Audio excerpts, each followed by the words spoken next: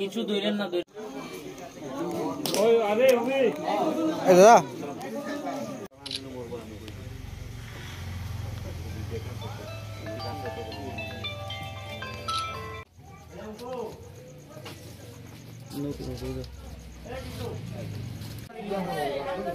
पूरा हमारी रिंग में से तो हम गेट का भागते से आवाज करना वाला नहीं रहा तो पूरा हमारी रिंग में से आवाज के हम सब बनाए दे चलो पूरा लगा दिया अरे बंद করে রইলি তো এলিগে তো বুম চটি যাচ্ছে না এটা বা কারণ না আমার ফুলা বারোশে খতম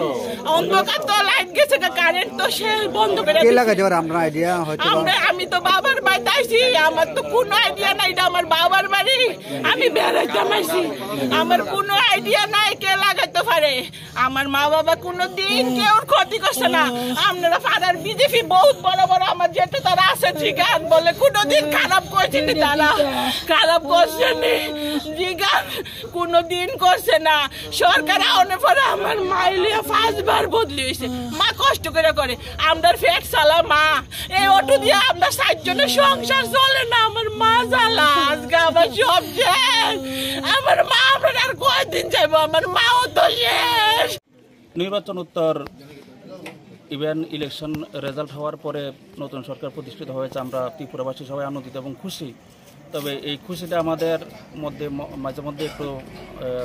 ডিস্টার্ব হচ্ছে একটু আমাদের সমস্যা সৃষ্টি হচ্ছে কারণ টলাস্তা হাসপাতাল রোড আমাদের বাড়ির পাশেই